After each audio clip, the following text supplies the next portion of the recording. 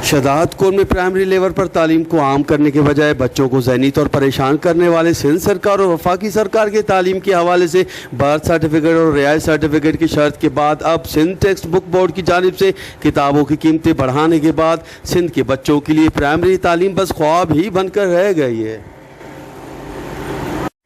ॿार पढ़ंदो सुभाणे उन में शऊर ईंदो।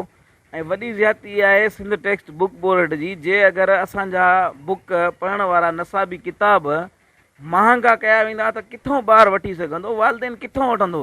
हेॾी वॾी महांगाई आहे, माण्हू पेट गुज़र नथा करे सघनि।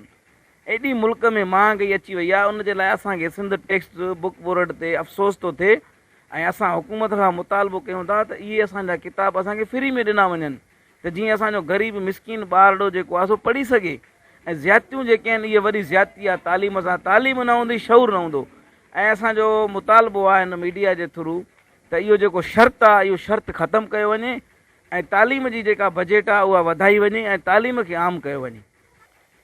पैदाइशी जेको सर्टिफिकेट जो हिननि शर्त रखियो आहे, असांजो मुतालबो आहे त हिनखे ख़तमु कयो वञे, हिनखे रद्द कयो वञे। माण्हुनि वटि पैसा कोन्हनि, ग़रीब मिसकिन ॿार वटि पैसो ई कोन्हे को, उहो किथां आणींदो पैसा जो इहो सर्टिफिकेट वठंदो ऐं अलाए केतिरनि स्कूल जे ॿारनि खे वीचारनि खे मोटायो वियो आहे। इहा उन्हनि सां ज़्यादती आहे। इहा न सिर्फ़ु उस्ताद जी ज़्यादती आहे, पर मां सम्झां थो हिन पूरी सोसाइटी, हिन समाज सां ज़्यादती आहे।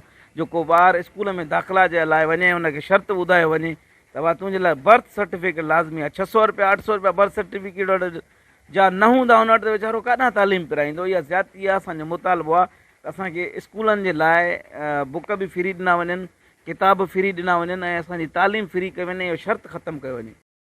सिंध के स्कूल वैसे ही वडेरों के बैठक हैं, मगर अब सिंध सरकार को चाहिए कि वो सिंध के बच्चों के मुस्तकबिल के साथ खेलने वाले तजर्बे मजीद ना करे ताकि सिंध के बच्चे भी लिख पढ़कर आगे बढ़ें।